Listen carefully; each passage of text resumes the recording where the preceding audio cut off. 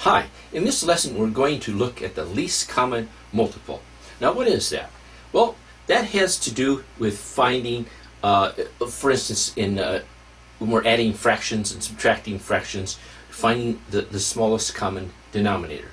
Now, but first let's look at multiples. Here we have our friend Newton here. Let's say in the first line there's 2 of them. In the second line we have 4. In the third line we have 6, and so on. We have what's here called multiples of 2. Notice we go up 2 on each line here. Now how can we numerically do this?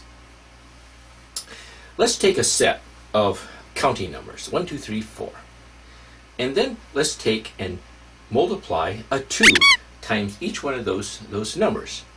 So we'll get another set, and we'll get our 2, 4, 6, and 8, and so on. Now, let's take a look at compare two different sets of multiples. We'll keep our set of multiples of 2, but we'll look at our set of multiples of 3 too. So our multiples of 2, 2, 4, 6, 8, and so on. And our multiples of 3 will go 3, 6, 9, and 12. They go up by 3 each time. What is the least common multiple? It's going to be a 6. So that is the smallest number that both 2 and 3 will both go into evenly. And if we had a fraction like 1/2 plus 1/3, we'd use 6 as our common denominator. So let's look at a different way of coming up with our least common multiple. We're going to use prime numbers, prime factorization. So in the case of 6, we've got 2 times 3, and 9 is 3 squared. Look at all the different factors and pick the ones with the highest exponents. So we'll pick a 2 from the 6 and a 3 squared from the 9, and then we'll get 2 times 9, and that'll equal 18. That is the least common multiple. It's the smallest number that both 6 and 9 go into.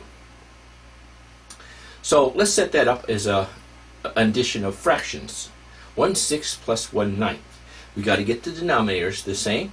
So what we'll use is that least common multiple, 18. Now what we're going to have to do is rewrite 1/6 as 3/18 by multiplying 3 times the numerator and denominator, and 1/9 you have to multiply 2 times the numerator and denominator, and you add across the numerators, and you get 5/18. Let's look at 4 and 24. Let's do a prime factorization. 4 is 2 squared, and 24 is going to be 2 cubed times 3. Now, what are all the different factors, and pick the ones with the largest exponents. So we're going to have a 2 cubed times a 3. And so that's going to give us 8 times 3, which is 24. So that is the smallest number that both 4 and 24 will go into. How about 12 and 20? Do a prime factorization. So in the case of 12 here, we'll get 2 squared times 3. And then in the case of 20, let's see what we get for that. 2 squared times 5. So go through, pick all the different factors and the ones with the largest exponents. So we'll have a 2 squared and a 3 and a 5. And so that's just 4 times 3 times 5. And that should give us 60. So 60 is the smallest number that 12 and 20 will both go into evenly. How about 18 and 27? I hope you're catching on to the pattern here. Start out with a prime factorization. So 18 is 2 times 3 squared. In the case of 27, we'll get 3 cubed. Now pick all the different factors and the ones with the largest exponents. So we get 2 times 3 cubed. So that's going to give us 2 times 27, or 54 as our least common multiple. The smallest number, the 18 and 27, will divide into evenly. Alright, let's take another one, 5 and 12. Well, 5 just has a factor of 5. And 12 here, we should get a 2 squared times a 3. So looking at all the different factors, we need all these factors. So 5 times 2 squared times 3, and that's the same as 5 times 4 times 3, which is 60.